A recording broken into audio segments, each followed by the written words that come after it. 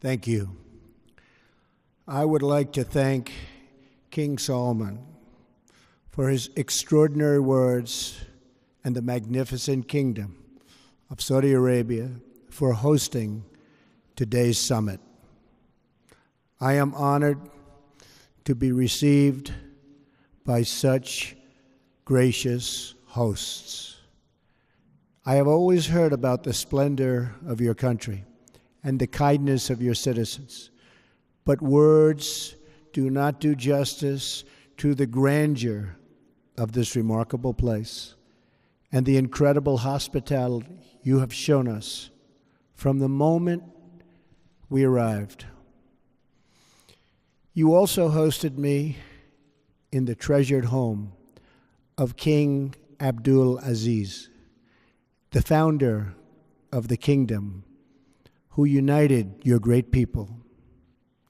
Working alongside of another beloved leader, American President Franklin Roosevelt, King Abdul Aziz began the enduring partnership between our two countries.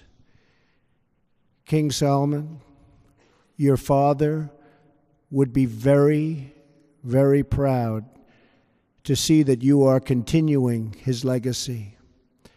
And just as he opened the first chapter of our partnership, today we begin a new chapter that will bring lasting benefits to all of our citizens.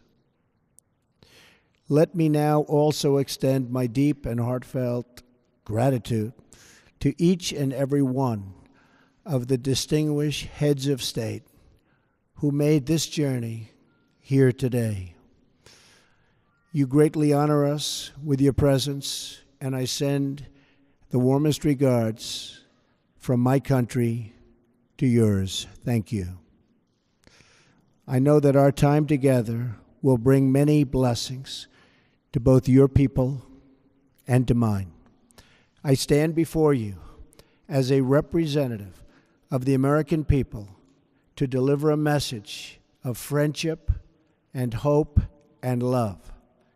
That is why I chose to make my first foreign visit a trip to the heart of the Muslim world, to the nation that serves as custodian of the two holiest sites in the Islamic faith.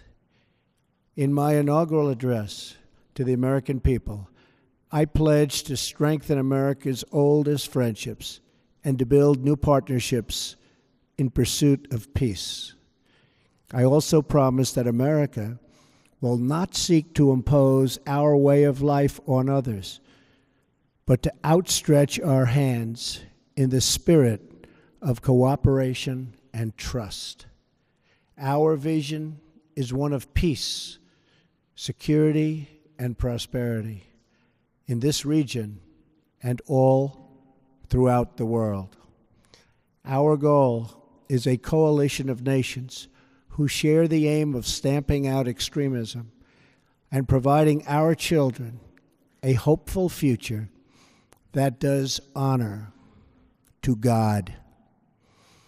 And so this historic and unprecedented gathering of leaders, unique in the history of nations, is a symbol to the world of our shared resolve and our mutual respect.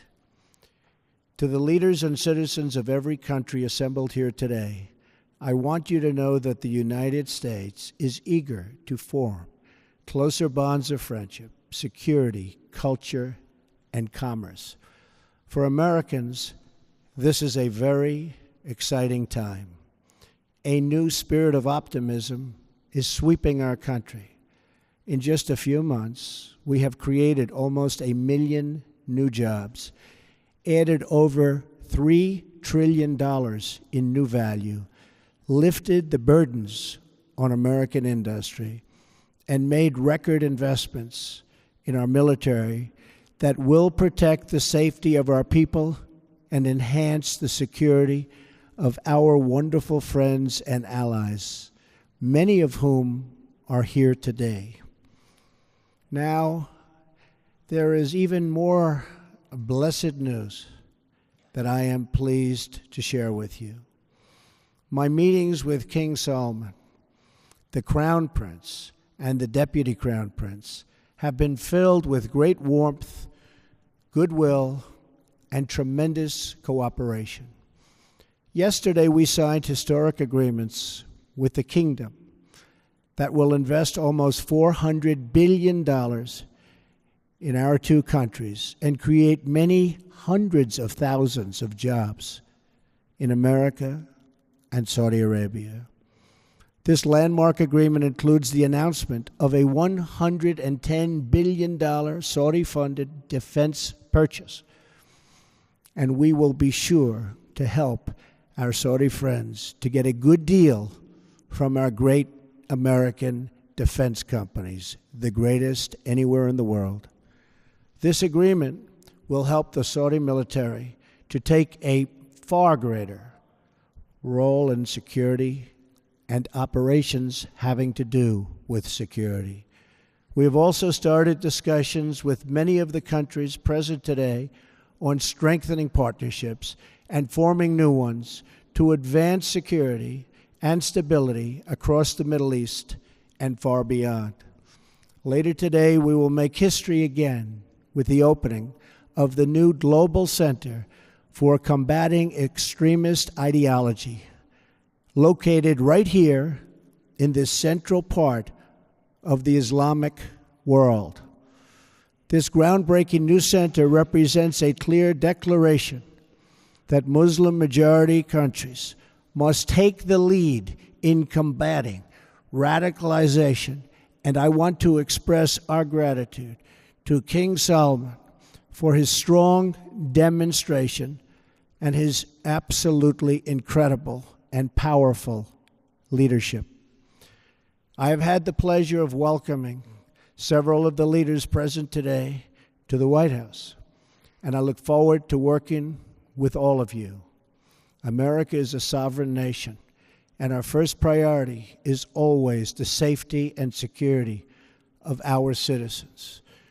We are not here to lecture. We are not here to tell other people how to live, what to do, who to be, or how to worship.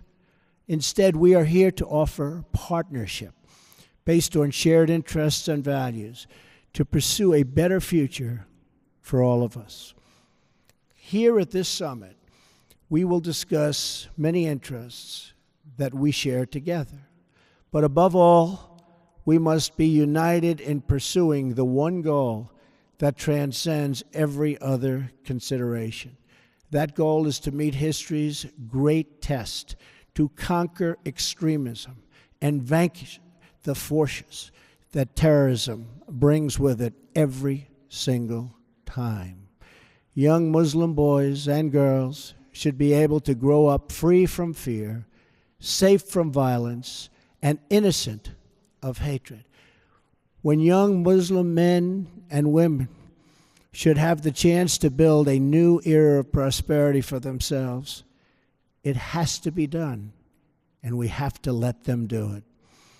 With God's help, this summit will mark the beginning of the end for those who practice terror and spread its vile creed. At the same time, we pray this special gathering may someday be remembered as the beginning of peace in the Middle East, and maybe even all over the world. But this future can only be achieved through defeating terrorism and the ideology that drives it. Few nations have been spared the violent reach of terrorism. America has suffered repeated barbaric attacks, from the atrocities of September 11th to the devastation of the Boston bombings to the horrible killings in San Bernardino and Orlando. The nations of Europe have also endured unspeakable horror. So too have the nations of Africa and South America. India, Russia, China, and Australia have all been victims. but in sheer numbers, the deadliest toll has been exacted on the innocent people of Arab, Muslim, and Middle Eastern nations. They have borne the brunt of the killings and the worst of the destruction in this wave of fanatical violence.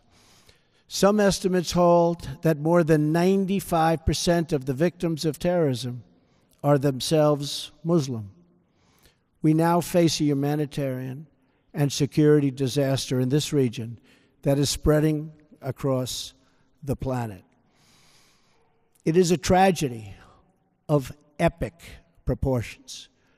No description of the suffering and depravity can begin to capture its full measure.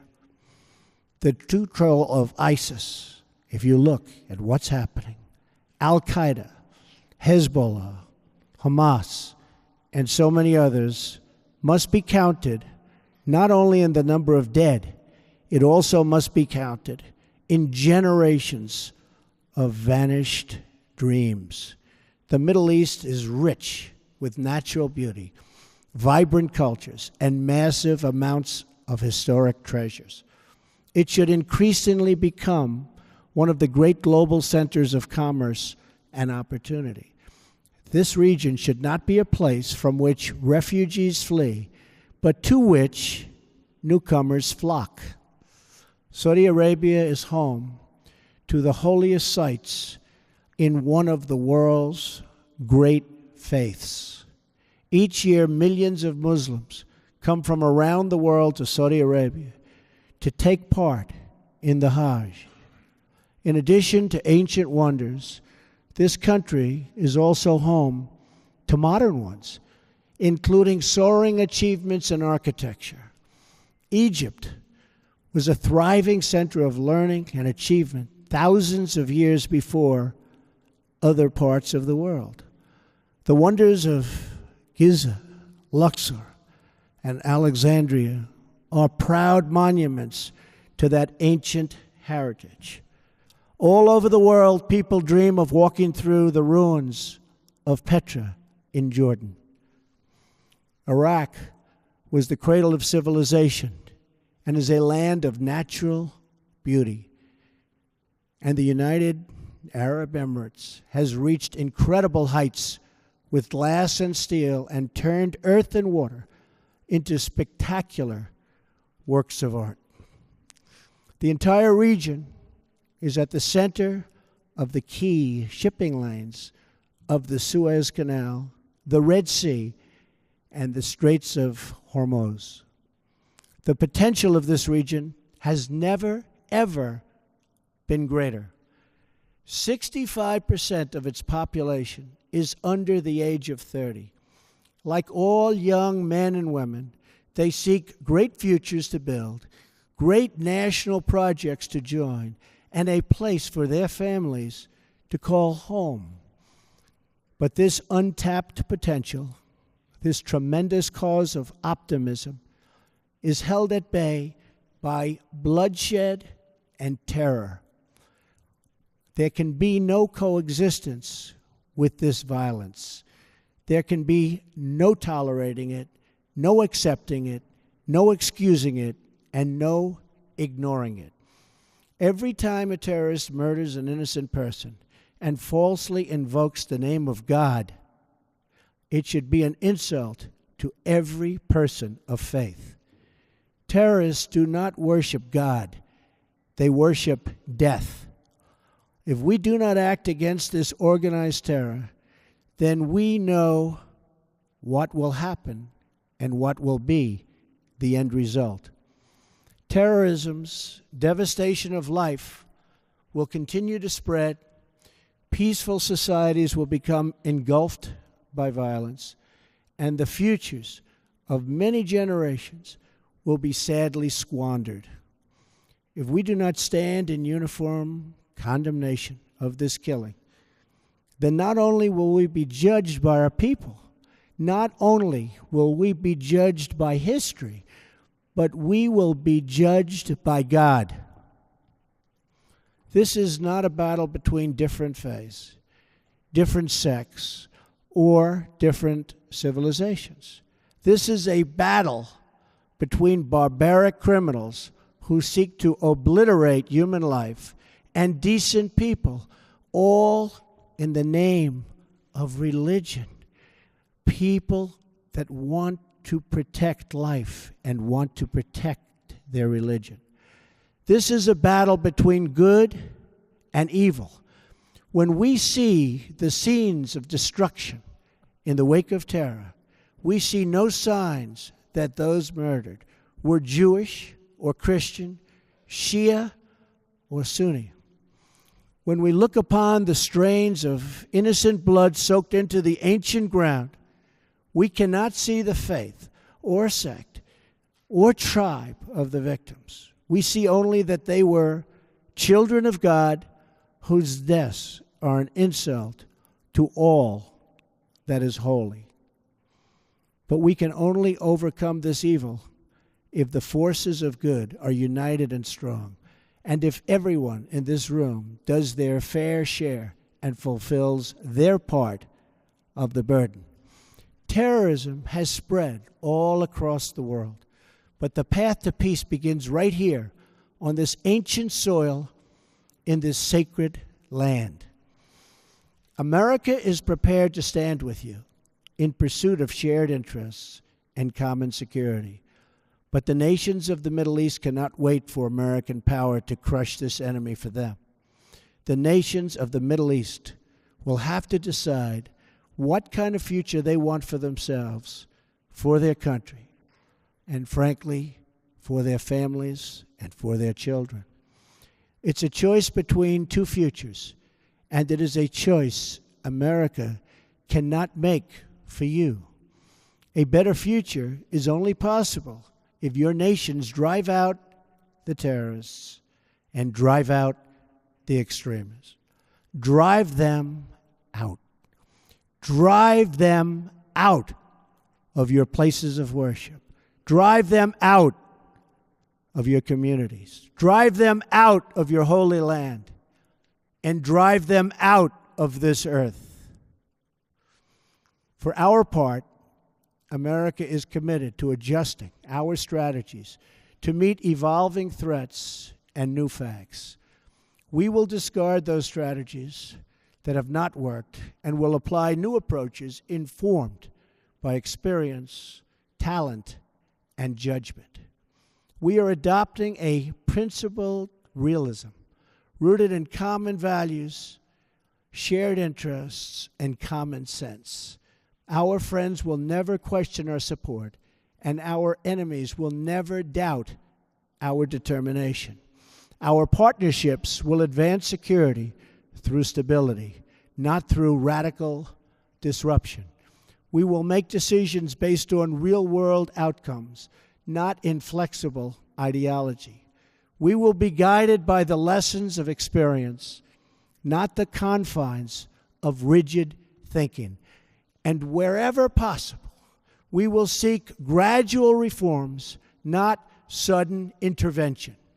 We must seek partners, not perfection, and to make allies of all who share our goals. Above all, America seeks peace, not war. Muslim nations must be willing to take on the burden if we are going to defeat terrorism and send its wicked ideology into oblivion. The first task in this joint effort is for your nations to deny all territory to the foot soldiers of evil. Every country in the region has an absolute duty to ensure that terrorists find no sanctuary on their soil. Many are already making significant contributions to regional security. Jordanian pilots are crucial partners against ISIS in Syria and Iraq. Saudi Arabia and a regional coalition have taken strong action against Houthi militants in Yemen. The Lebanese army is hunting ISIS operatives who try to infiltrate their territory. Emirati troops are supporting our Afghan partners and supporting them strongly. In Mosul, American troops are supporting Kurds, Sunnis, and Shias fighting together for their homeland. Qatar, which hosts the U.S. Central Command, is a crucial strategic partner.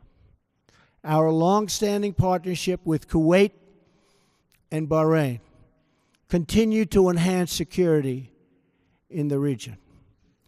Our courageous Afghan soldiers are making tremendous sacrifices in the fight against the Taliban and others in the fight for their country. As we deny terrorist organization control of territory and populations, we must also strip them of their access to funds. We must cut off the financial channels that let ISIS sell oil, let extremists pay their fighters, and help terrorists smuggle their reinforcements. I am proud to announce that the nations here today will be signing an agreement to prevent the financing of terrorism, called the Terrorist Financing Targeting Center, co-chaired by the United States and Saudi Arabia, and joined by every member of the Gulf Cooperation Council. It is another historic step in a day that will be long remembered.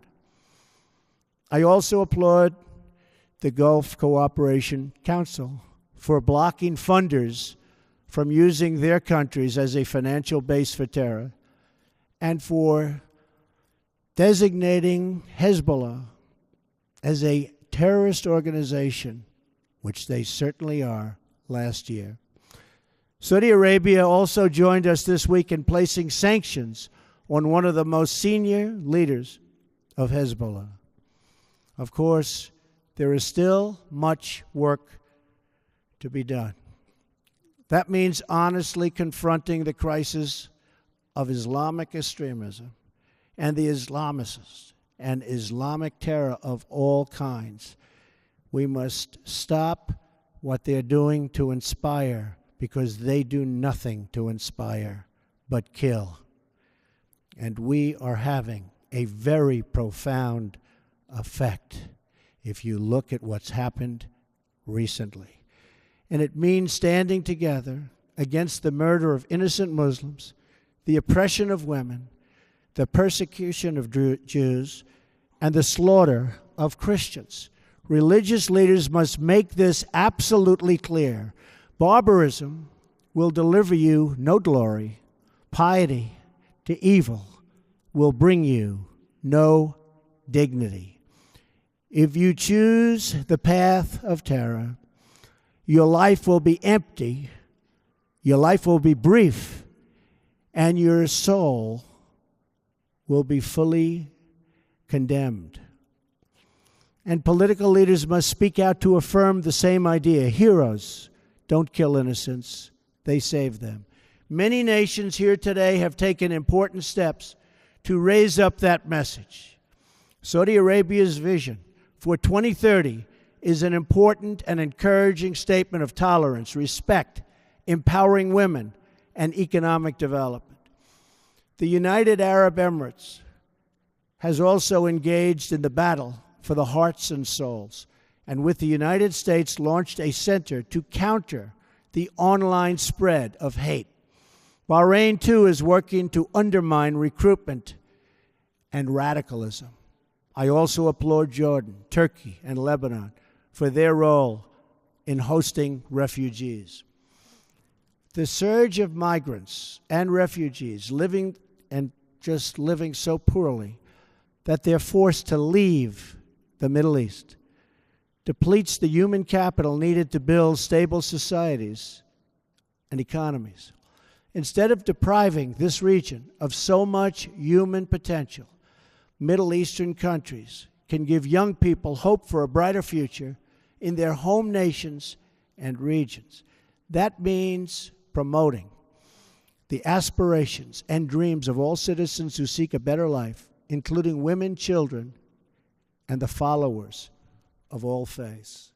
Numerous Arab and Islamic scholars have eloquently argued that protecting equality strengthens Arab and Muslim communities. For many centuries, the Middle East has been home to Christians, Muslims, and Jews living side by side.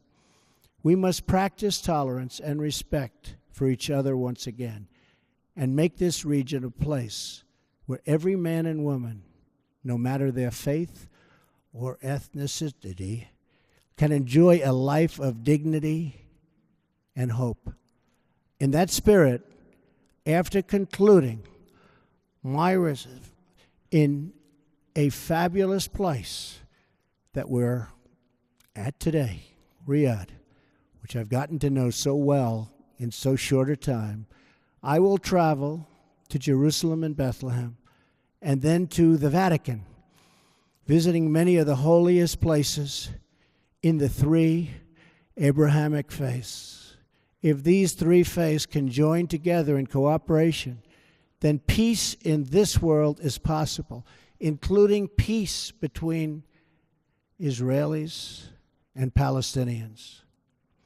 I will be meeting with both Israeli Prime Minister Benjamin Netanyahu and Palestinian President Abbas. Starving terrorists of their territory, of their funding, and the false allure of the craven ideology will be the basis for easily defeating them. But no discussion of stamping out this threat would be complete without mentioning the government that gives terrorists all three: safe harbor, financial backing, and the social standing needed for recruitment. It is a regime that is responsible for so much instability in that region. I am speaking, of course, of Iran.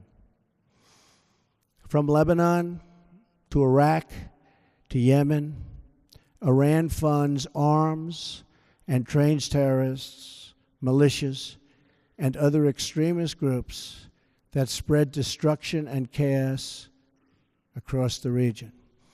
For decades, Iran has fueled the fires of sectarian conflict and terror. It is a government that speaks openly of mass murder, vowing the destruction of Israel, death to America, and ruin for many leaders and nations in this very room. Among Iran's most tragic and destabilizing interventions, you've seen it in Syria. Bolstered by Iran, Assad has committed unspeakable crimes, and the United States has taken firm action in response to the use of banned chemical weapons by the Assad regime, launching 59 missiles at the Syrian airbase from where that murderous attack originated. Responsible nations must work together to end the humanitarian crisis in Syria, eradicate ISIS, and restore stability to the region, and as quickly as possible. The Iranian regime's longest-suffering victims are its own people. Iran has a rich history and culture, but the people of Iran have endured hardship and despair under their leaders' reckless pursuit of conflict and terror. Until the Iranian regime is willing to be a partner for peace, all nations of conscience must work together to isolate Iran, deny it. Funding for terrorism cannot do it. And pray for the day when the Iranian people have the just and righteous government they so richly deserve.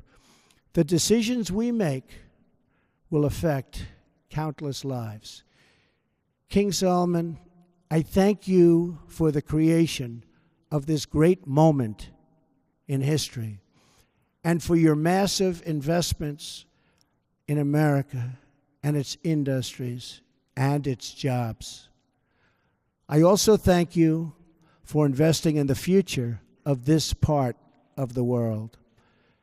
The fertile region, and it is so fertile, has all of the ingredients for extraordinary success: a rich history and culture, a young and vibrant people, a thriving spirit of enterprise. But you can only unlock this future if the citizens of the Middle East are freed from extremism, terror, and violence. We in this room are the leaders of our peoples.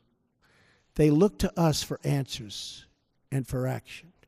And when we look back at their faces, behind every pair of eyes is a soul that yearns for justice and yearns for peace. Today, billions of faces are now looking at us, waiting for us to act on the great question of our time. Will we be indifferent in the presence of evil? Will we protect our citizens from its violent ideology? Will we let its venom spread through our societies? Will we let it destroy the most holy sites on earth? If we do not confront this deadly terror, we know what the future will bring: more suffering, more death, and more despair. But if we act, if we leave this magnificent room unified and determined to do what it takes to destroy the terror that threatens the world, then there is no limit to the great future our citizens will have. The birthplace of civilization is waiting to begin a new renaissance. Just imagine what tomorrow could bring: glorious wonders of science, art, medicine, and commerce to inspire mankind. Great cities built on the ruins of shattered towns. New jobs and industries that will lift up millions and millions of people. Parents who no longer worry for their children, their families, and who no longer mourn for their loved ones. And the faithful who finally worship without fear. These are the blessings of prosperity and peace. These are the desires that burn with a righteous flame in every single human heart. And these are the just demands of our beloved people. I ask you to join me, to join together, to work together, and to fight together, because united, we will not fail. We cannot fail. Nobody, absolutely nobody, can beat us. Thank you. God bless you. God bless your countries. And God bless the United States of America. Thank you very much. Thank you.